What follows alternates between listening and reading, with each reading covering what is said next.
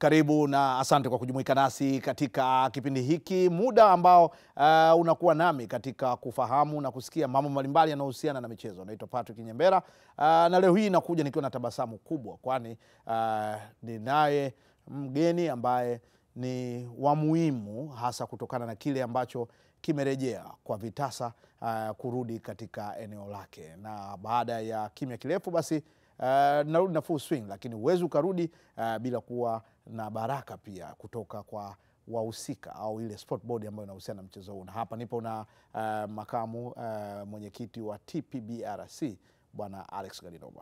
Alex, karibu sana. Asante sana kaka. Kwema? Nashukuru kwa uwaliko wenu. Tumewamisi. Kwa kiasi kikubwa.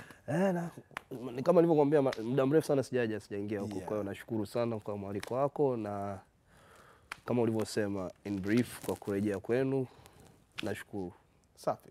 So Alex, kuna mambo mengi ambayo watazamaji na mashabiki wa ngumi hawakuweza kuyapata kutokana na sababu zilizokuwa nje uwezo wetu kwa wakati huo. Lakini kikubwa ambacho nimekuitia leo, licha la hilo la Azam TV kurejea, ni kuhusiana na shirikisho lenyewe, kamati ya muda ambayo iliwekwa na Waziri Mwakiembe na ikaongezewa muda, Waziri Ndumbaro, Damas Ndumbaro, na baadaye ikaongezewa muda tena kuendelea pale ambapo ilitokea. Sasa tuje katika hili hapa. Hali ipo vipi toka mkabidhiwe, na nini ambacho waziri alikiona kusema kwamba hii kamati iendelee na muda wake ili kuweza kuziweka sawa ngumi? Labda kidogo kama nianze mwanzo, nadhani tumesahau vile kutambulisha kama mjumbe wetu wa kamati ya mpito, lakini mwanzoni nadhani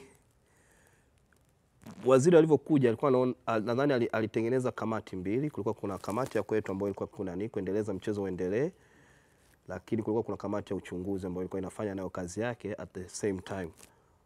Kwa hiyo tulifika sehemu ambayo of course sisi tulikuwa kazi yetu kuhakikisha kama mambo ya ngumi yanaendelea na misingi ya ngumi na sheria na nini na vigezo vinafuatwa, lakini huko kwingine nako kulikuwa kuna kamati nyingine ambayo ilikuwa inafanya uchunguzi, ambayo ilikuja kuleta findings zake matokeo yake ya uchunguzi. Nadhani kwa kama baada ya miezi 6 kama sikosei. Sasa nadhani baada ile miezi 6 ndo ilimpa picha, kwa sababu ilikuja na matokeo ya uchunguzi. Ndiyo. Na vile vile wakatoa maoni ya vitu vya kuboresha ili matatizo fulani yasijirudie tena ambao waliyakuta yametokea huko nyuma kutokana na watu waliokuwa kwenye ile kamati. Ndiyo. Kwa hiyo wakatoa vile vile ushauri wa kwamba kuna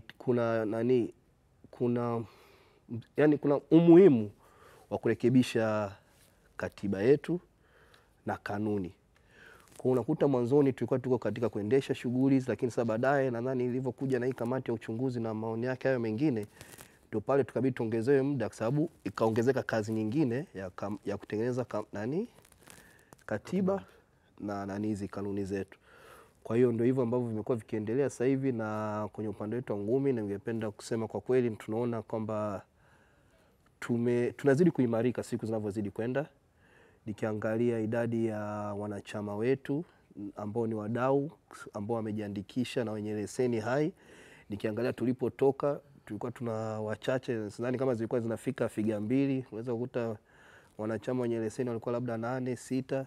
Wow. Na ukiangalia hivi siku ya leo nadhani wako zaidi ya 400 na kila siku zinavyozidi kwenda tunazidi kukua. La katika hii ni kwamba tunaweza tukasema inatusaidia sisi kuwatambua watu wetu, vile vile kuwasaidia pale wanapokuwa wanahitaji haki zao, na mambo mengine ambayo yanakuja na tuseme faida za kuwa na leseni. Kwa hiyo mchezo umebadilika, na sasa hivi kuna vijana wetu of course tumekuwa wengi wakienda nje, wengine wanaenda wanashinda, lakini asilimia kubwa uko bado tunaona tuna tatizo kwamba karibia wengi wanaoenda hawaleti matokeo ya chanya. Kwa hiyo hilo nalo tunajaribu kuliangalia tulifanyaje au tulishughulikiaje. Lakini ukiangalia idadi ya number of fights hapa nyumbani zimeongezeka, na vile vile sisi tulijikita katika vitu ambavyo tuliona vya muhimu kabisa vya kufanya, ni vile vile kuwekeza katika misingi ya mchezo. Sasa tulikuta kwamba kuna watu wengine wanakuja kwa professional boxing lakini hawajapitia amateur. Kwa unakuta mtu kama huyu mara nyingi hana vile ile tuseme ule msingi wa professional boxing au boxing in general. Kwa kuna vitu fulani wanakuwa wanafanya, unaona kama wanavunja sheria, waelewi sheria professional ina gani, lakini unakuta kwamba hajapitia hivi vitu vingine. Kwa hiyo tukasema tuwekeze zaidi katika foundation zetu. Kwa hiyo unakuta kwenye sisi kama TPBRC tuna mapambano makubwa, madogo na ya kati. Kwa hiyo unakuta kwamba sasa hivi tuna regularly, yani tunajitahidi yani kuwa karibia kila baada ya wiki 2 au kama siku zingine unaweza kukuta hata wiki moja una fights nyingi, especially inapokuja kwenye mapambano madogo ambayo tunaamini kwamba tunavyozidi kuibua vipaji hivi na kuwekea misingi mizuri, uko mbeleni tutakuwa tuna mabondia wengi wazuri, na nadhani kwa sasa hivi kwa Afrika nadhani tunaongoza kwa kutoa mabondia wengi kwenda nje. Okay. Katika kitu ambacho kinaitwa ubabe, boxing ilikuwa na kitu kinaitwa ubabe. Yani nasema kwamba biashara kama kawaida, business as usual. Yani ni mmoja katika michezo ambayo ulikuwa unakutana migogoro mingi. Migogoro ya kutafuta leseni ya pambano, au wakati mwingine unakuta kuna pambano linachezwa bila kuwepo kwa taarifa. Yani unasikia kuna pambano limetangazwa liko Tabora, kuna pambano liko Mbeya na vitu kama hivyo. Katika kuchanganua kwenu, nini ambacho mmekipitia na jinsi gani mmeweza kudhibiti watu kutoka katika business as usual na kuelewa kwamba kuna taratibu zinazofuatwa ili uweze kufanya kitu fulani? Nashukuru umeleta hiyo, kwa sababu nadhani ndio hicho kitu hata ambacho mwenyekiti wangu alikuwa na tatizo nalo. Nadhani sisi tulivyorudi kuwekwa kwenye hii kamati tulikuta kuna usemi unaendelea, ngumi ni biashara. Lakini ngumi ni afya, ngumi ni mazoezi. Yes, ngumi ni biashara, lakini ina vigezo vingi kwa sababu ni mchezo kama mchezo mwingine wote. Na ukikuta kijana ambaye anataka yuko kwenye ngumi, yeye ndoto zake ni kufika kule mbali, na kwa sio wazo la hela kwa wakati ule, lakini ni ile mafanikio. Nimeshinda mikanda, nimeshinda nini na nini na nini. Kwa unakuta kwamba tumekuta hiyo hayo maneno yapo. Ndio. Na hayatabadilika katika siku moja, lakini tunajaribu kuonyesha watu kwamba ngumi sio tu biashara, ina vitu vingine ambavyo vinaweza vikakusaidia. Na kama ulivyosema, tulikuta kwamba kulikuwa kuna mazoea ya vitu kufanyika. Kuna wakati mwingine sheria au kanuni hazifuatishwi. Sasa ukifanya vile, nikikufanyia vile wewe, nisipofuatisha na wewe, atakuja mtu mwingine labda Tina, naye atakuwa anataka the same labda favor au tuseme treatment kama niliyokupa wewe. Sasa unakuta kama ile inafika sehemu, hata kama mimi kwenye uongozi au viongozi, hawezi akawa rafiki wa kila mtu. Na hata akisema kuwa anakuwa rafiki wa kila mtu, kuna wengine labda wana urafiki zaidi, kuna mwingine ambaye anakaa naye jioni, kuna mwingine ambaye anakaa naye usiku. Kwa hiyo ukileta ile mazoea kwenye kazi, haya mambo yatakuwa yanajitokea. Lakini pale unapoweza kuweka mipaka kwamba ndio tunakula kuna muda wa urafiki wa kuongea na nini, lakini kuna muda ambao kwa kazi tufuatishe hizi kanuni ambazo ni sheria ambazo sisi tunazikuta. Sio kwamba sisi tumeleta za kwetu, ni kwamba zilikuwepo lakini zilikuwa hazifuatishwi. Kwa hiyo sisi tulichokuja kufanya tukasema mwanzoni ni kwamba kuzitilia mkazo, na hata hapo wenyewe tumepunguza makali kwa sababu vitu vingine tunaamini kwamba ni kuelimishana. Ndio. Na katika kuelimishana tumeanza hata na training. Mwaka jana nadhani tulifanya za boxing za mabondia, mwaka jana tulifanya na BMT, mwaka huu tulifanya Februari na chama marefari, na juzi tena tumefanya nyingine ya ring officials tukisaidiana na engineer John Chagu. Kwa hivi vyote ni kwa ajili ya kuboresha na kuacha ile swala la business as usual. Tupunguze ile kwamba tufanye kazi kwa uweledi, tufuatishe sheria, tufuate zile kanuni ambazo tumeziweka wenyewe. Kwa sababu nikisema tumeziweka wenyewe ni kwamba sisi tumezikuta ziko katika vitu vya TPBRC, sio kwamba tunaleta vitu vipya. Kwa saa zingine ukiwaambia tu watu kwamba labda useme sasa hivi, nadhani juzi mwenyekiti aliongelea kama mtu anataka kufanya pambano isije chini ya siku 21, au bondia anataka kwenda nje sio chini ya siku 21. Kwa unakuta vitu vingine tumevikuta, na vitu vingine kusema ule kweli ni kwamba sababu tunakuwa tunaongea na wale wenzetu ambao wako mbele. Sababu katika hili kuna kufanya zile improvement, unaangalia na nchi zingine kwenye upande wa boxing wamefanyaje na nini na nini. Kwa hiyo tunawasiliana na commission zingine au federation wenzetu wanavyoziita. Kwa hiyo unakuta kama vitu vingine unakuta unaongea na watu wa South Africa, wanakuambia bwana, sisi tumerekebisha, tulifanya hivi, sisi tulikuwa tunapata haya matatizo, tukafanya hivi, ikachukua miezi 6 kurekebishika, ili chukua mwaka. Kwa hiyo hata hizo idea zingine tunazichukua kutoka kwa wenzetu wa nje, lakini hata wale wa hapa ambao wanakuja na idea kama nilivyosema. Sasa hivi tumepata sponsor ambaye tunafanya naye mapambano madogo. Kwa hiyo unakuta kwamba kuna idea zingine zinachupikia humu, lakini zilikuwa gazipati nafasi. Lakini zipo humu katika ulimwengu tuseme katika tuseme Tanzania yetu. Kwa hiyo tunajaribu ile kupunguza ile business as usual, ili wote tufuate sheria na kanuni zile zile zi apply kwa kila mtu, sio kuna upendeleo aina fulani kwa ajili ya mtu fulani, sababu Patrick ni kakaangu basi fresh vitu fulani vipite. Kwa hiyo unajaribu kupunguza, hata kama wewe kakaangu inabidi uelewe kwamba ukija katika mazingira yangu ya kazi, bwana Alex anataka 1 2 3, na mimi mwenyewe nikija katika ofisi yako, bwana nimeambiwa saa 6 niwe hapa, bwana saa 6 niwe hapa, sikucheleweshe kwa sababu muda wako ni mali, na kwangu vile vile ni hivyo.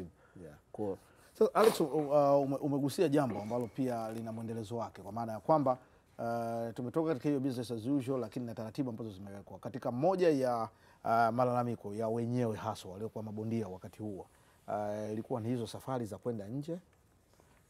Mwezeshaji nasema matchmaker anapata deal, anajua mwenyewe anachokifanya. Wakati mwingine mzigo labda inakuwa $3,000, anakuja kusema 500. Bondia akifika kule anakutana karatasi ya kusaini 3,000 na vitu. Kwa kuna migogoro mingi sana. Sasa kwa kiasi gani mmeweza kurekebisha huu utaratibu na kuangalia maslahi? Kuna maslahi ya mabondia, lakini kuna hata wale local coaches ambao wanakuwa wanamtrain yule mchezaji wako naye, lakini mwisho wa siku kwenye safari mchezaji anasafiri hata bila kocha wake. Sawa, kuna hilo moja ambalo tumeshaliongelea hata pale ofisini. Kuna hili swala ambalo katika, of course ndio nadhani ndio wanaokuja wale watu wanakuambia boxing ni biashara. Hapo ndio wale wa biashara wanaingia. Hapo wanapoingia wale wa biashara, badala ya kuangalia kama ni mchezo na vile vile ni masuala ya afya na nini. Unapomsafirisha bondia bila kocha wake, unategemea nini? Atamudu vipi ile game ikibadilika, mchezo ukibadilika, na amekaa na mtu ambaye hajai kumuona mazoezini, hajui uwezo wake na nini. Kwa hiyo unakuta katika hivyo vitu ndio hivyo vitu ambavyo tutakuwa sasa hivi kidogo tutakuwa wengine saa zingine wakali. Ndio. Kwamba tunataka mtu ambaye anasafiri na bondia awe na leseni ya nani second au nani cornerman au hivi, mtu ambaye anaenda kumsaidia bondia au hata kocha.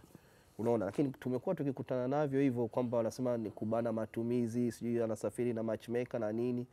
Kwa hiyo tunaendelea bado kama tulivyosema, ndio maana tunasema kwamba sasa hivi bondia kutoka nje tunahitaji siku 21 ili pale tunapopewa na nini mikataba tunaweza kuifuatilia. Huu mkataba kweli ni $2,000? Kwa sababu unakuta saa zingine kweli mtu analetewa mkataba na ukishapitia mikataba kadhaa ulimwengu, unajua kabisa ukiona mkataba ambao sio. Kuna wakati mwingine mtu anakuletea mkataba umeandikwa Kirusi. Sasa anambia mimi nakupaje kibali mkataba umeandikwa Kirusi sio Kijerumani mwanzo mwisho. Alafu yeye mwenyewe anaona kama unamuonea. Anakuambia siwezi, mimi hata kesho nikiitwa na BMT au wizara, nikamwambia hapa wameandika nini? Mimi sijui. Kwa hiyo uwezo kuniletea na international language ya boxing ni Kiingereza. Piga huo. Yaani wako wote watapigana, Warusi watapigana nini? Watakuja lazima atakuwa na management ambayo itafuatilia, lakini kusaini mikataba ambayo sijui imeandikwa Kijerumani, naambia yule bondia ambaye amesainishwa yeye mwenyewe haelewi kinachoandikwa.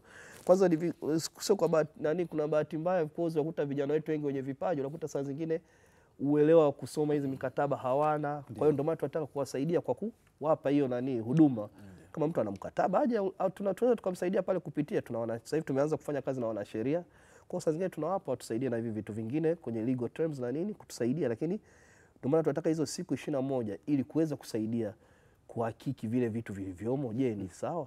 Na kuna nyakati sisi wenyewe kwenye media tulikuwa tunapata hizo info. Dio. Na ukienda kuifuatilia unazikuta kwamba kuna baadhi ya watu wanasafiri sio mabondia, wanakuwa na vibali kabisa vya kamisheni umesainiwa, yani vibali kabisa wanapata, na ukipita kwenye balozi mbalimbali wanakuambia kwamba bondia fulani ameondoka, lakini wewe ambao unajua na unafuatia rekodi za mabondia, hata ukiangalia box week jina unatajua umkuti hata wewe bondia. Vipi kazi yenu sasa na hizi balozi, lakini pia na baraza katika kuzuia hiyo? Maana naweza kusema kwamba ni kama vile kutorosha binadamu, human traffic. Very true. Na kusema kweli hata sisi wenyewe tulipoingia tulikuwa tunakuta hizo zinaendelea, kwa sababu wakati wetu tulikuwa ndio kwanza wageni, lakini naweza nikasema kwa asilimia kubwa nadhani hazisikiki tena kama zinaendelea vile, lakini kuna uwezekano kuna wengine walikuwa wanachukua mabondia wanaenda wanajifanya wa Kenya, wakienda Kenya wanapata vibali wanasafiri, lakini ndio maana tukaja na leseni. Sasa hili swala la leseni linawabana kwamba lazima waje kwetu tuandikie ile barua, na tulivyoingia tulikuta kuna wengine sasa kutokana na system ile kuwepo ilikuwa very loose. Kwa hiyo unakuta official information, yani watu wanashare ovyo ovyo, barua hizo watu wanachapisha ovyo ovyo left right and center. Kwa hiyo tulibidi kwanza tuanze kubana hiyo kwa kubadilisha nani system ambayo tuliikuta, tukatengeneza system nyingine mpya of course na mabalozi. Kwa hiyo saa zingine uzuri kwamba kutokana baada ya kutengeneza hii system unakuta watu wengine wanataka kwenda kuombea visa South Africa, Kenya, wapi. Kwa hiyo saa zingine tunaandikiwa barua, mnaitambua hii barua, tukisema no, nadhani kule nao wanapata jibu waliopo huko, lakini hii michezo bado ipo kwa sababu katika tasnia yetu na kama tasnia zingine kuna wale ambao janja wanapenda hizi njia zao za hivi bila hivi. Kwa hiyo tunaendelea kupambana nao, lakini kwa asilimia kubwa hizo zimepungua. Okay. Yes, kama ninavyosema, waga tunapata barua saa zingine mtu kashafika Spain, tunaambia hicho kitu hatukitambui, basi wanakuwa angalau wanapata muda wa kutalii. Lakini promoters nao wana work vipi katika hii era yenu? Kwa sababu kwa kuna mambo mengi promoters wako, promoters ambao walikuwa wamenyooka, lakini kuwepo promoters ambao walikuwa wamezoea yale ya mambo ya business as usual, kwamba tutakwenda, hela ya kulipa utaipata mlangoni, usipoingia watu tena ndio hivyo, promoter anakimbia. Hilo swali nadhani ni nzuri. Nadhani hata niliwahi kuambia kwa siku nikaa na promoters, nikaa naambia hili swala la kupata hela yako mlangoni, mimi sijawahi kuona likifanya. Kama unavyojua kwa miaka 7 nilikuwa East Africa TV kule kwenye media house nyingine, na tulikuwa tunafanya matamasha, concerts, sio uwanja wa Taifa, sio viwanja, tunasafiri yani, lakini sijawahi kuona hela inarudi mlangoni miaka yote kutokana na investment ambayo tunafanya pale. Yani ndio kana washauri kwamba ni mara 10 wewe tafuta sponsors wako wa kutosha, upate hela yako mapema. Lakini ukitegemea kwamba unapata hela yako yote mlangoni ita clear bili zako zote, hiyo sio rahisi. Kwa hiyo tunao hao, lakini tumepunguza kwa sababu ninavyosema sasa hivi promoter inabidi awe na leseni. Kwa hiyo usipofanya hivyo vitu, kuna wakati mwingine TBRC tunachukua jukumu hilo, alafu tunamlipa yule muhusika, alafu sisi tunadeal na wewe promoter, tutakufungia, alafu tutajua hadi process gani ambayo tutachukua baada ya hapo. Hatua zingine zitafuata, zingine za kisheria, na zinaweza kaa gharama zaidi kuliko ungekataa kudadi. Kwa hiyo tunachamana ni kwamba wewe jua bajeti yako, mimi naweza kuendesha mapambano 7 basi. Kuna wakati mwingine promoter wanaleta mapambano ya kusijua amechukua kwa mtu mwingine na nini, mengine yanatokea pwani, mengine na hivyo, lakini sasa sisi mwisho wa siku tutadili na yule aliyekuja kuomba kibali. Wewe ndio umekuja kuomba kibali, bwana kuna bondia huyo hapa, mkataba wake huo hapa, unasema 1 2 3. Umesema acheze, ghafla umekuja kusema hachezi. Kwa hiyo tunatatuaje hili tatizo? Kwa hiyo vitu vingine tunaweza tukakaa mezani, tukakaa na bondia, mimi nimeshakaa na mabondia na mapromota. Promoter akaja akajisalimisha akasema bwana mimi sasa hivi sina, lakini naweza nikamlipa 1 2 3. Bondia akasema sawa. Nachokaa kana wote wawili. Akisema sawa. Kwa bondia alivyokubali kweli, na sisi tukawa tunafuatilia mpaka yule promoter, tunashukuru yule promoter aliclear. Lakini ndio hivyo tunavyofanya, yani kwamba kama unaingia mkataba, na nadhani hata waziri aligusia sana hili kwamba mabondia mnavyosaini mikataba, hakikisha na wewe unakuwa na nakala yako, kuwa na kopi yako. Siku mambo ya kiumba unatuletea sisi ile kopi yako, lakini kuna wakati wengine vigezo wengine wanawaambia nitakuletea baadaye nini imetoka. Sasa ikifika huko inakuwa vigumu sisi kuja kusaidia kwa sababu mmekubaliana mlifanya wenyewe, hatuna nakala yoyote sisi. Kwa hiyo tunawashauri wakumbuke ile, yani ni jambo la msingi, na waziri aligusia kuwa na mkataba wako. Hata ikwambia vipi bwana, nadhani kuna sehemu hapa tutatoa kopi mwanangu, kuna stationery hapo kwenye kona, toa kopi, njoo kana kopi yako. Kuna leo na kesho, huwezi jua. Unapokuwa na kopi yako wewe mwenyewe inakulinda. Well, unaweza kama umezisikia dondoo hizo, na dondoo zinakuja kiasi kikubwa. Nikueleze tu kwamba ni Alex Kalinoma ambaye ni kaimu mwenyekiti wa makamu mwenyekiti wa chama cha ngumi za kulipwa nchini TPBRC, kamati ambayo iliwekwa madarakani na aliyekuwa waziri wa wizara ya michezo ambaye ni bwana Damas Ndumbaro. Na baada ya kamati hiyo kufanya kazi vizuri, akaomba iongezewe muda ili kuweza kunyoosha. Lakini tuangalie nini ambacho kamati hiyo imekifanya na nini ambacho mabondia wanaenda kufaidika, mapromoter wanaenda kufaidika, lakini pia hata wale managers ambao wana manage wa wachezaji kutoka. Tuende katika matangazo, tutarejea.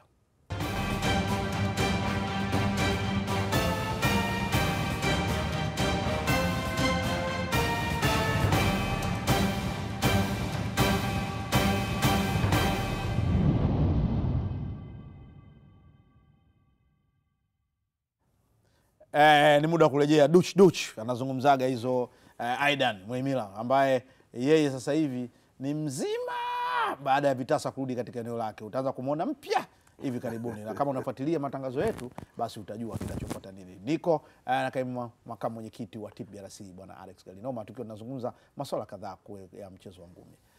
Alex, hamna kitu ambacho kinafanikiwa bila kuwepo kwa physical address, na physical address yenyewe pia inategemea kwamba mtu anapoingia pale kwako anapaona pako vipi. TPBRC ni kubwa sana, na ukiweza kuangalia ni nusa hata kule BMT kule wanasema kwamba moja ya michezo ambayo pia kodi yake na mapato yake yanaingia ni ngumi, kwamba karibia kila wiki kuna pesa inaingia huko ndani.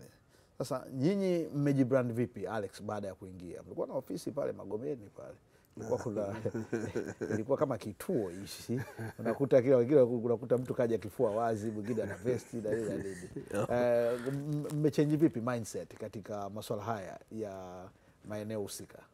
Nashukuru umegusa hilo swala la mindset, kwa sababu nadhani waliokuwepo au wengine wote huko nyuma au sijui, yani kusema sasa hivi ni kwamba inategemea na mtu ambaye anakuwepo pale na mindset yake. Na mimi na tuseme na wengine wenzangu tulivyofika pale tulikuta of course mazingira yalikuwa magumu, kwa especially kwa saa zingine hata kwa wageni au kwa vikao na eneo, kutokana na mazingira yenyewe tuliyokuta. Kwa ilikuwa katika plan zetu sisi vile kubadilisha mazingira ambayo tunatumia kama ofisi, kwa sababu vile tulikuta vitu vingine ambao mikataba mingine ambao wameingia na watu na wanalalamika. Kwa hiyo tukasema kwamba ni muhimu mindset yetu, mimi at least kwa ninavyoelewa ni kwamba nilivyoangalia TPBRC nilikuwa naona kama TFF.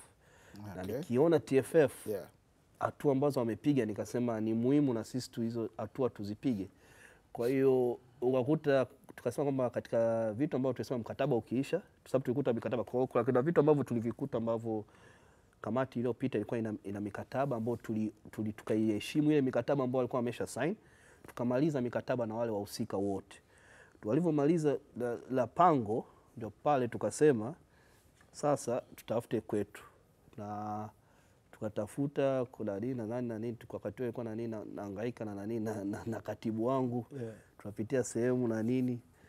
Nakumbuka tulivyopata ofisi tukaenda kuiangalia mara kwanza, of course unakuta chumba cheupe, lakini sasa hapo ni mindset yako kuangalia hapa nafanya nini. Unakuta tu open space, kwa sasa hapo kila kitu inabidi mlete nyie, mwanze nyie. Kwa hiyo hapo kuna swala la kutafuta mshiko, kwa sababu yule aliyekuwa amesign mara kwanza akurudi tena kutokana na hitilafu zilizotokea kutokana na ule mkataba wake wa kwanza. Kwa hiyo nadhani nilikuwa na vile kwa sisi nafasi yetu ya sisi kujenga jina na kubrand, na katika vitu ambavyo unavyosema waziri aliongelea hilo kwamba hauwezi kuwa na ofisi kubwa kama hii afu haijawa branded wala nini. Kwa hiyo tukasema sasa hivi ofisi ambayo tutaipata itakuwa yenye hadhi ya kuweza kumfanya hata mtu akifika anaweza kusema hapa hata nikiacha milioni zangu hata bilioni sio mbaya. Kiacha hapa na bilioni kadhaa sio mbaya hapa, na hakika zinaenda sehemu ziko sehemu sahihi. Ziko yaani hapa na hakika sipigwi.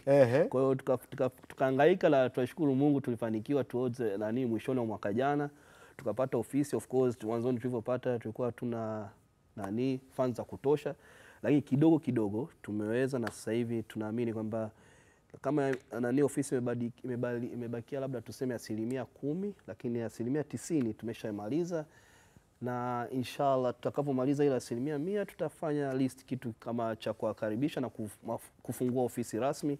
Lakini kwa sasa hivi tunashukuru tumehamia hapa NSSF Ilala Boma. Tunashukuru floor moja tunashare na ndugu zetu wa bodi ya ligi ya mpira wa miguu. Kwa hiyo kwa wale ambao watakuwa wanatembelea kule, ukivuka upande wa pili mtatukuta sisi, karibuni sana. Kwa hiyo tuko pale floor ya 14 mtaa wa Uhuru. Kwa hiyo sasa hivi at least tunashukuru Mungu ofisi inafikika anga.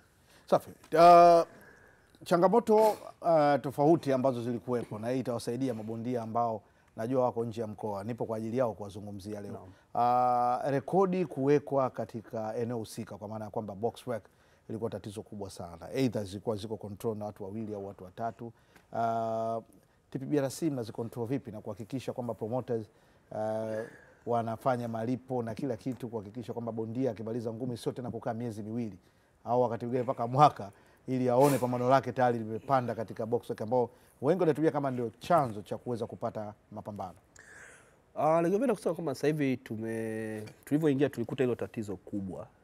Kweli watu walikuwa wanalalamika kwamba wengine wamepigana, sababu unakuta kama sadhani sisi tumeingia mwezi wa, unakuta labda mwezi tulioingia unakuta watu malalamishi yanarudi nyuma kama miezi 5, 4, 3, 2, 1, wanalalamikia matokeo yao kutokupandishwa box rank. Sasa kupandishwa matokeo box rank waga ina vigezo kwamba kuna vitu ambavyo inabidi tutume katika ule muda ambao umewekwa. Sasa katika ule muda ambao unawekwa, kama unakuta kama hujakamilisha vile vitu within wiki moja, ile invoice yenu mliotumiwa, kama unakuta Boxrec wanatuchaji $10 kwa pambano, kwa unakuta kama baada ya wiki au siku kadhaa ambazo wamekupa, ikizidi zile, ile invoice yenu inakuwa inazidishwa kwa mara 2. Kwa hiyo kama ulikuwa ulipe $100, sasa hivi unalipa $200. Kwa hiyo unakuta saa zingine mapromota kukusanya vile vitu saa zingine walikuwa wanachukulia kirahisi. Sasa unakuta bondia wanasema atakusanya baada, saa zingine unakuta bondia amepigwa hataki kuleta zile documents zake. Kwa hiyo anachelewesha. Na matakwa waga ni nini? Document na kitu gani? Matakwa ya mara nyingi wanaweza kukuuliza picha. Ndio. Wanataka kitambulisho chenye picha. Kuna ile picha passport size ndogo, alafu kuna kitambulisho chenye picha ambayo ni ID, whether ni passport, ni national ID, NIDA, ni kitambulisho cha kupigia kura. Kwa hiyo hivi vitu mara nyingi wanakuwa na vihitaji, lakini mara nyingi inakuja kutokana na mtu ambaye hapigani mara kwa mara. Kama ni mtu ambaye anapigana mara kwa mara nyingi hawatakuuliza hivyo vitu, lakini ukishaona mtu ambaye hawajawahi kumuona au muda mrefu hawajamuona, lazima wakuulize kuhusu hivyo vitu, kwa sababu kulikuwa kuna tatizo lingine ambalo linatokea kwamba kuna watu wengine, najua Patrick huko labda huko Iringa Kalenga, mwaka wa pili huu naanza kutumia jina lako. Kwa hiyo unajifanya mimi Patrick naingia pale napigana, wewe ukitoka Iringa huko ukirudi Dar es Salaam unakuta una loss za kutosha. Na sio kuna watu wanatumia mpaka majina marehemu. Yaani ndio hivyo. Unakuta sasa kuna marehemu, kuna watu wengine wanatumia watu ambao wamesha retire. Kwa kupambana na hili tatizo tulicho kwanza mwanzo of course tulikuwa tunalifanya wenyewe. Lakini hapa tulivyobadilika huu mwaka tumetafuta mtu ambaye anatusaidia na hili zoezi. Kwa hiyo ilikuwa ni jukumu letu sisi bado kama TPBRC tunakusanya vitu ambavyo kabla ya pambano, kuhakiki kila kitu kimekaa sawa, leseni, mikataba na nini. Na vile vile hata picha na hizi vitambulisho vyenye picha ID lazima tuvikusanye kabla ya pambano. Lakini saa zingine unakuwa mnaleta labda tuseme tunasaidiana. Sasa unakuta saa zingine mnajaribu kusaidiana, mtu anakuambia nitaleta kesho kutwa nini, lakini sasa zile siku zinazidi kwenda. Kwa hiyo tulichofanya sasa hivi ni kwamba tunafika sehemu, ule muda ukifika tunapandisha matokeo na vitu ambavyo vimekamilika. Hata kwenye schedule unakuta kuna mtu mwingine sijaona schedule yangu, lakini schedule inabidi ije siku kadhaa kabla. Sasa unakuta promoter hajavileta, kwa saa zingine huwezi kwenda kwenye schedule. Kwa saa zingine labda tutawaomba kule watusaidie, lakini kuna siku zingine wanakataa kwa sababu ni haki yao. Wameshatuambia kabla ya siku fulani mtuletee vitu fulani, na saa zingine inabidi tuambie promoter kwamba vitu fulani vinaweza vikachelewa, vitu fulani vinaweza vikafanyika, lakini ni muhimu kwamba tufuate hivi vigezo kwa sababu tunachukulia kama ushikaji. Kwa hiyo kilichokuwa kinatokea zamani kwamba mtu analeta pambano lake halijapewa muda hata wa kuschedule, kwa hiyo baadaye watajifanya kwamba ili pambano bado halijapigana, watalischedule kwa ajili ya tarehe ya mbele afu wajifanya limepigana baada ya muda, ambao vitu inavunja ile integrity ya ofisi. Unaona, na hivi vitu na watu wananiambia Alex, unajua tatizo kwenye boxing sisi wenyewe wanafiki. Naambia sio wanafiki, mimi nafurahi kwa sababu inanisaidia mimi nikae katika mstari. Najua kabisa tukiboronga kitu au tukifanya kitu mtakuja kuniuza, so which is very good and I'm okay with that. Kwa hiyo kama tunakaa kwenye mstari tukae wote kwenye mstari. Kwa hiyo sasa hivi tumepambana nalo, ili swala la boxing limepungua sana. Juzi nadhani kulikuwa kuna pambano, ilikuwa ni Ijumaa au Jumamosi, nadhani jana limepanda matokeo na kila kitu katika. So kwa hiyo unakuta tunavyozidi kwenda, kama tunaweza tukakamilisha vile vitu katika ule muda unaofaa, mapambano yetu yanaweza kapanda ndani ya masaa 24. Ni sisi tu uwezo wetu na mapromota kuelewa hichi kitu kinawezekana na muda gani ambao vitu vyote tuvipate. Tukishavipata vile vitu vyote, mbona hawana tatizo. Na uzuri siku hizi wanatufuatilia. Kwa hiyo kama tuna pambano letu liko kwenye YouTube, unakuta saa zingine mzungu anaangalia na ukipeleka matokeo ukapeleka about 9 nakwambia ile la 10 liko wapi? Kwa hiyo unikuta kwamba unaambia hoya la 10 liko wapi, mtu akishindwa unaambia basi mapambano yote yapandi au unataka lipande kwa sababu jamaa naye ameshaona. Ndio uzuri wa teknolojia na ulimwengu ulivyo mdogo sasa hivi. Anakuambia kabisa kuna pambano fulani nimeliona silioni hapa kwenye matokeo. Wow. Na vitu fulani unampelekea anakuambia ili pambano sio la siku hii. Kwa hiyo hivi vitu viko kwa uwazi. Kwa hiyo saa zingine bado watu wanataka tufanye hivi sijui. Sasa ubali kwamba saa zingine TBRC na sisi tukiingia huko na sisi tutaonekana kitu hicho hicho. Ndio. Na tukishafika huko sisi tunataka tufike sehemu ambako wale box rec wanatuwekea green light kwamba hawatu, sababu tumekuwa tukivurunda huku nyuma. Sasa hivi tuna question mark kwenye jina letu la Tanzania. Wanakuambia kwa sababu kwamba anytime Tanzania mnabadilisha mabondia, anytime mnabadilisha bout, kwa hiyo kwa sababu hatuko vile straight. Kwa hiyo ndio wanasema kwamba tunajitahidi kurekebisha hivyo vitu na mapromoter tunajaribu kuwapa elimu na tutaendelea kusomeshana na pale tutakaposhindwa. Hilo Alex hapo umenipa na sitaki linipite. Uligusia japo mwanzoni kwa udogo kwamba kuna hiyo swala la mabondia kutumia jina la bondia mwingine, kuna swala la umri bondia kashastaafu anakwenda. Kumekuwa kuna mfululizo wa mabondia wa Tanzania ambao wengine walishatandika daruga lakini wanaonekana kwenda kupigana, yani kwa maana ya kwamba kwenda kuuza rekodi. Lakini pia kuna mabondia wa Tanzania ambao ni wazuri lakini wanaenda nje, unaona mapambano wanapambana vizuri tu na unapata viashiria kwamba kwa nini mabondia wanakuwa wanapoteza sana, na huko kwenye mitaa na nini nasema mabondia wa Tanzania wanauza nguvu zao. Sasa nyinyi ili mnaliangalia vipi na kansel gani mnapa mabondia katika kuhakikisha hiki kinachozungumzwa si cha kweli? Hapo tena tutarudi kule kwenye swala ambao watu wanakuambia ngumi ni biashara. Ndio wale tena wanakuja hivyo kwamba unakuta mabondia wengine kweli wako mwishoni wa karia zao, kwa hiyo wanaamua wanaenda huko kutafuta kidogo, lakini sasa ndio hivyo unajikuta hajafanya matayarisho vizuri, au saa zingine kama mnavyosema anaweza akauza game na nini, na ndio maana tunaanza sasa hivi kuwa na tuseme sababu hilo tatizo hilo la game na nini hilo, saa zingine mtu unakuta anadondoka hata hajaguswa, ngumi imepigwa hewa, au tunayakuta hata hapa. Kwa hiyo ndio maana tukagundua kwamba kuna wengine ambao wako serious na huu mchezo na wale ambao wako serious na huu mchezo tukaanza kuleta kuna vitu ambavyo sasa hivi bondia, kwa mfano sasa hivi bondia akipigwa KO tunamwambia lazima miezi 3 apumzike. Bondia akipigwa TKO miezi 2, akipigwa kwa point mwezi 1 apumzika, come back. Kwa hiyo sasa tunapozidi kwenda hivyo mbele, huyu aliyepigwa KO amepumzika miezi 3, karudi kapigwa tena nyingine, amepumzika miezi 6. Ujiulize kama kweli huu mchezo ni kwa ajili yako wewe au sio. Unakuta kuna bondia sisi tunakuta ana elo sio 15 14, sasa unaanza kujiuliza leo na kesho kutwa hii ni athari kwa ubongo. Hizi mfululizo tu, hizi ni KO tu, hizo unazikuta ziko zimejazana tu mfululizo. Sasa waanza kujiuliza huyu yuko kwa ajili ya tasnia ya ngumi kweli? Kwa sababu kitu kingine ambacho tunaulizwaga ambacho saa zingine wenzetu anavyoenda, kama mimi nikienda sio nikapigwa sio nauza game sio nini, kitu ambacho najifikiria mimi ni kwamba ni kwa ajili yangu mimi peke yangu. Lakini sasa sisi tunapokuja kama TPBRC tunaangalia kwenye upeo wa nchi, hii ina athari gani kwenye nchi yetu? Kwenye mtu anapewa bendera ya Tanzania anaenda nayo, hii ina athari gani kwa zile organization WBC wanatuonaje? Unaona Abu wanatuonaje? Tukua kwa sababu unafika sehemu unakuwa kwamba watu wajulikana kama mabondia wa Tanzania ni wakupigwa. Leo ukija balozi atakuja kwenye fight yako, umepigwa ya kwanza ya pili sijui nini, unategemea balozi na diaspora watakuja kuangalia tena ukienda Dubai?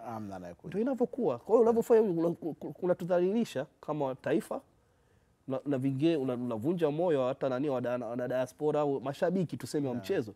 Kwa unakuta kama hata ukienda nje watu hata hawafuatilii kwa sababu wanajua matokeo hamna kitu. Mwamba anakuja kuangushwa tu. Kwa hiyo ndio wao pata pale unakutana na kesi chache sio za kina Halima Vunja Bei sio kina nani, watu wanapindua meza au sio nani, unasema alhamdulillah.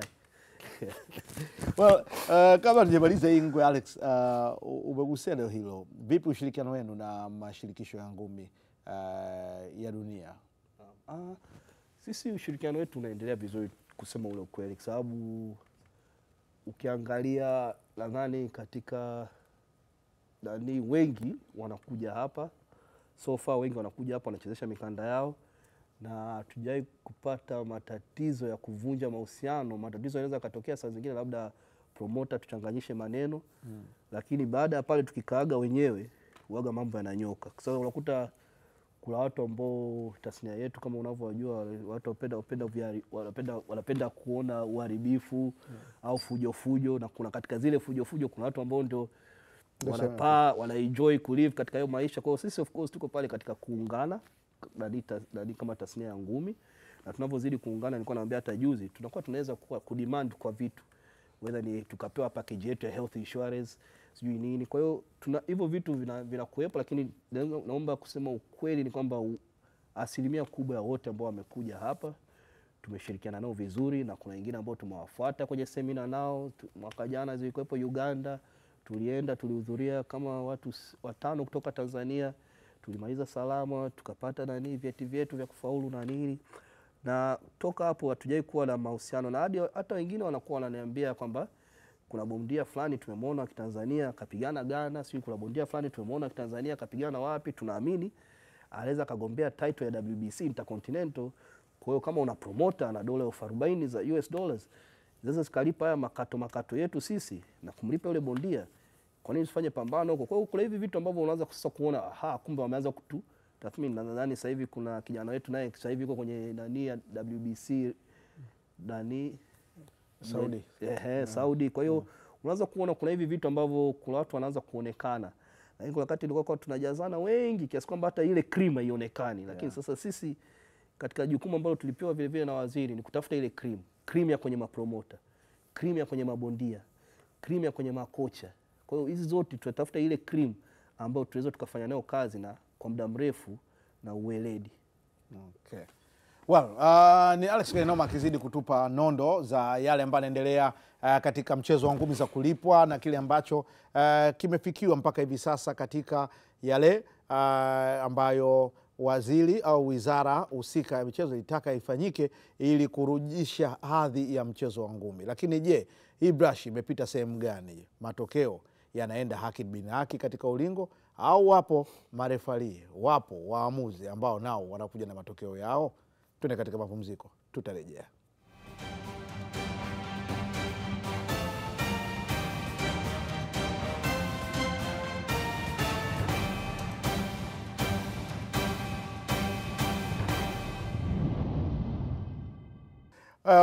Mchezo wa ngumi bwana una burudani aina yake. Unaweza ukasikia watu majigambo, kundi hili linaozungumzia kundi hili na nini, lakini mwisho wa siku ni wana zaidi. Yaani wanakuaga wanakishapigana maneno yanaendelea hapo. Lakini huwa wasahau pale wanapokuwa wameonewa, na sasa hivi tumesikia kile ambacho TPBRC wanakifanya.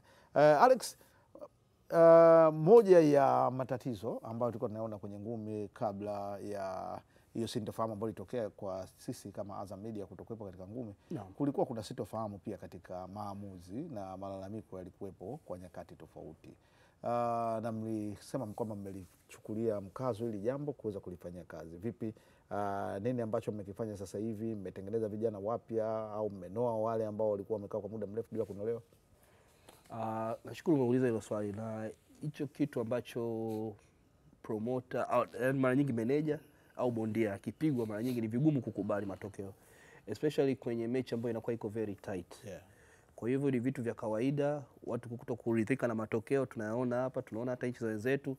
Lakini tulisema kwa upande wetu sisi kitu gani ambacho sisi tunaweza kufanya ni kutoa mafunzo kwa hawa ring officials wetu, refresher course na nini ambazo tunaweza tukazifanya, na saa zingine hata elimu. Na ningependa kuwashauri tunavyofanya haya mafunzo au semina za labda tuseme mdau mmoja wapo kwa kwenye ngumi za kulipwa, inaweza ikawa refresher course ya mabondia, inaweza ikawa ya makocha, inaweza ikawa ya ring officials. Tunawashauri wale wadau wengi ambao wako kwenye mchezo, kama ni kocha, bondia, waje nao katika hizi unaweza ukasema hii ya ring officials hainihusu, lakini wewe kama kocha unajifunza, au bondia unajifunza point zinahesabiwa vipi. Kuna vitu fulani labda nilikuwa naamini ni hivi, kumbe sivyo. Na saa zingine kuna sheria mpya zinazokuja ambazo zinaweza kuwa na manufaa kwako, lakini sasa usipokuja kwenye hizi ukabaki na kile kitu ambacho, kwa sababu tulichokuja kugundua kwenye tasnia yetu ya ngumi za kulipwa, watu wanasikiliza kuambiwa. Wachache sana kama kuna rais alikuwa anasema akili za kuambiwa ongeza na za kwako. Sasa kunakuta kwamba watu wanakaa kwenye magrupu wanadanganyana na nini na vitu vingine, TBRC amesema hivi, TBRC amefanya vile nini. Kwenye swala la nani la ring officials, hata weekend hii iliyopita tumemaliza ya kwetu ya siku 3. Tunashukuru tulikuwa na nani wahudhuria angalau 15. Officially sisi nani ambao tunawatambua na wanaotambulika nadhani na TPBOR ni 42 ring officials. Kwa hiyo kwenye swala la matokeo tunapambana nalo, na imefika sehemu ambako saa zingine officials wetu wakikosea tunawafungia. Okay. Lakini uzuri baada ya refresher course ambao tumemaliza juzi, tumekubaliana kwamba kila baada ya mapambano Jumatatu au Jumanne watakuwa wanakuja, kwa sababu of course sasa hivi kidogo ofisi na ruhusu, watakuwa wanakuja pale ofisini kwetu, hata kama tutakunywa chai au chakula cha mchana, tunapitia ile pambano la weekend. Okay. Na tunakaa na ring officials wetu, tunaangalia, tunapeana nani. Unajua sio kila siku sisi sio wenyewe hatutaki kumfungia sijui mtu mfungia nani. Lakini kama pale tunapoweza kukaa na kuelimishana, bwana hapa unaona hili kosa labda hivi ilikuwa hivi ni hivi, kwa tunarekebishana. Lakini pale matatizo yanapokuwa yanajirudia afu ni mtu yule yule, hapo inabidi tuchukue hatua. Kwenye doping hali iko vipi? Maana yake mmoja wa mchezo ambao una wana kweli kweli, na wana waweza wakapanda bila kupiga mambo ya wana, ngumi nayo ipo. Huku mmeweka mkazo gani kuhakikisha kwamba wanakuwa wako katika namna ambayo inatakiwa kimataifa? Kwenye hilo swali bado tunaendelea kupeana elimu, na kuna wengine ambao wameelewa na kuna wengine ambao ni wagumu kuelewa, na kwa yule ambaye atakuwa ameelewa basi na tunaamini ataenda mbali. Kwa yule ambaye mgumu kuelewa bado tunaamini anaweza kaenda mbali, lakini atafika sehemu itakuwa ni ngumu kwa sababu ni kitu ambacho amejizoesha, lakini tunaamini kwamba kila mtu anaweza kubadilika. Na inapofika muda wa kazi inabidi ufanye kazi yako, na kama malengo ya yale kazi inabidi uwe na vigezo 1 2 3, basi pata hivyo vigezo 1 2 3. Kama unataka kufuata vile vigezo 1 2 3, then lolote linaweza likakutokea, unaweza ukashinda ukanyang'anywa. Lakini so far tunashukuru Mungu hatujapata hayo matatizo on international level au hapa kwetu. Lakini natokea hizo incidents, sikatai, unasikia wamepata matatizo baada ya fight, wamepambana na polisi nini. Kwa inafika sehemu unaambia kwamba kama kiongozi nitaweza kukusaidia hadi sehemu fulani, lakini pale unapovunja sheria pambana nchi, yaani hapo sina, yaani mimi mwenyewe na mimi mwenyewe mpole kwao. Alex, kurejea kwa Azam TV kumeleta mwamko gani kwa commission yenyewe, lakini pia kwa wale stakeholders wa mchezo wa ngumi za kulipwa?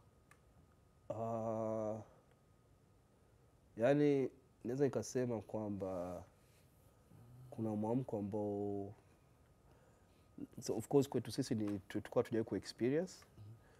Kwa hiyo tulivyoingia nadhani tulifanya pambano moja na Azam, afu baada ya hapo ndio sintofahamu iliyotokea. Lakini naweza kusema kwa kweli pale ofisini, hata mwenyekiti wangu juzi tulikuwa tuna press conference, aliongelea hilo jambo la kurejea kwenu, na nimeona tofauti kwa mabondia tofauti ambao wanakuja ofisini, wengine ambao tumeongea nao, kuna furaha, watu wamefurahi, na vile vile kuna ile excitement ya sasa ya kwamba kuona sio tunarudi tulipokuwa, lakini tunaendaje kupiga hatua kutokana na tulipokuwa. Na katika vile katika mahusiano kati ya Azam na TPBRC, je, sisi kama TPBRC tunaangalia tunaweza tukafanya, kwa sababu ukiwa unafanya kazi na media kubwa inasaidia sana na kurahisisha kazi zetu sisi, especially katika kufikisha ujumbe kwa wadau. Lakini vile vile kufanya kazi na Azam inatupa sisi fursa ya kuweza kutengeneza products zingine. Unaona kuna ile ya pambano, usiku wa mapambano, lakini baada ya ule usiku wa mapambano kuna vitu gani vingine ambavyo tunaweza tukafanya. Kwa hiyo kurejea kwa Vitasa sisi tunaamini kama ni fursa kubwa kwetu sisi, lakini kwa wadau zaidi na mabondia wengi wamefurahi na walimiss kwa kweli. Unaona hata sisi wenyewe kama TPBRC tulimiss ujumbe wetu. Kwa hiyo tunafurahi kwa kweli kwa kurejea kwenu, na yani we look forward to the future because we believe it's a brighter future kwa kweli. Yani sisi we believe yani pale tulichofanya hadi sasa hivi, tulichojitahidi kunyosha kwenye upande wetu, na nyie mkija tutasaidiana katika kurekebisha na kuinua vipaji vya Watanzania wengi, sababu tunaamini vijana wako wengi, na kwenye mchezo wetu wa ngumi naambiaga watu sio lazima tuwe bondia. Kuna sehemu nyingi unaweza ukacheza, kuna manager, sijui coach, sijui nini. Kwa hiyo angalie wewe una fit in wapi. Unaweza kama mtu anani wa social media. Kwa hiyo kila mtu ana nafasi yake, na ni tasnia ambayo ina options nyingi, na lakini by having Azam and Vitasa back, we are really happy and excited. We can't wait for tarehe 26. Wanasema stay tuned. Stay tuned. You can even push it forward ili watu waweze kupata ule uondo wenyewe, na kurejea maana yake pia kwamba kutengeneza ile panel kubwa ya mabondia kufaidika, kurejea kwa Azam Media, promoter naye kupata fursa yake ya kupata wadhamini wa kutosha. Kwa hiyo inawezekana isiwe katika tarehe hii ya mwanzo, kuweka hata mwezi ujao. Maana najua yapo makablasha kwako. Kwa hiyo hamna tabu yoyote kwamba tutakapokuja itakuwa hamna tatizo lolote. Milango yetu iko wazi kwenu, je? Hamna shida. Lakini katika swali lingine, kuna nchi ambazo zimeangalia wenzetu walioendelea, Mexico, Philippines, wapi huko, kuna mikanda ambayo inagombaniwa ndani na inakuwa chini ya hiyo sport board, yani kwa maana kwamba kama TPLC inakuwa na mikanda yake, kwa maana watu wa welter tunampata namba 1 mpaka namba 10, bantam tunapata 1 mpaka 10 na staff kama hivyo. Vipi, ndoto hiyo ipo? Na kama ipo, hiyo ndoto ipo na tumekuwa tukifanyia kazi, na if all goes well, nadhani kama sio mwisho wa mwezi huu, then katikati ya mwezi ujao tunataka tulete samples watu waziangalie kwanza. Kwa hiyo tayari design zimekamilika na tumeshazituma kwa, tumetafuta radi aliyetengeneza mikanda WBC, kwa sababu tulisema tutaki kukopesha. Kwa hiyo tukatafuta mtaalamu, naye ametupa quotation yake, na nadhani wiki iliyopita ameturudishia quotation yake. Kwa tukihitaji mikanda 10 itakuwa kiasi fulani, tukihitaji mikanda 17 kutokana na kila division itakuwa kiasi fulani. Kwa hiyo tunadhani by next week tutakuwa tumeshamalizana na kwa list kutuma angalau funds kwa ajili ya kupata hiyo at least ile first sample ambayo tu display kwanza. Sababu tulisema kwamba tunaweza tukanunua mzigo mkubwa alafu kuna kitu kifulani kimekosewa. Kwa hiyo ni bora tupate ule wa kwanza, kama kuna kitu chochote kimekosewa. At least tunaweza kaangalia, nitaongea na mwenyekiti kama anaweza kaleta hata 5.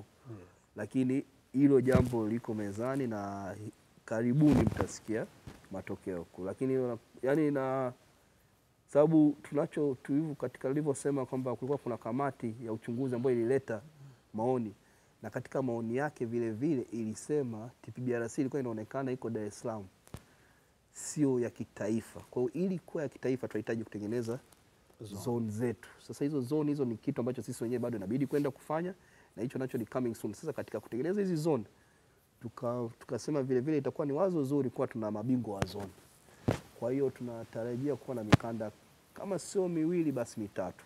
Kuanzia mkanda wa taifa, wa kanda, afu tutaangalia na kwingine. Lakini ni lazima tuwe na hii mikanda ambayo, kwa sababu vile vile tulikuwa tunaongelea jana na mzee wangu mzee Kinyogoli kuhusu kuwa na, kwa sababu tuna vijana wengi. Nakuta nikienda gym nakuta gym inaweza ikawa na vijana 15 20 wanaopigana kwenye mapambano 6. Kwa wale 14 wale wanafanya nini? Kwa sababu wanakuwa wanafanya mazoezi lakini hawana sehemu ya kujipima. Kwa hiyo kuna ligi fulani kama nilivyosema, ujio wenu sisi tunafurahi kwa sababu kuna vitu ambavyo sisi wenyewe tulikuwa tunasema hapa nitafanya na nani au nitafanyaje hii kazi, lakini nahitaji mtu. Kwa hiyo kurejea kwenu sisi na hivyo vitu navyo tutakuja tutakaa na nyie, lakini tunahitaji hao wengine hao 14 hao au ngapi hao wao wana sehemu ya kufanya kunyosha misuli. Kwa hiyo tunavyozidi kuwa na mikanda ambayo inakuwa ina vigezo, sio mikanda tu yote, kwa sababu kuna wakati mwingine tutakuwa tuna mikanda ambayo haina vigezo wala kanuni wala nini, alafu watu wanagombania tu wapigane, lakini naambia sasa ya kusaidia chochote. Lakini saa zingine ndio hivyo, kutokana na nilivyosema akili za kuambiwa unaongeza na za kwako, siwezi kukatalia ngome biashara.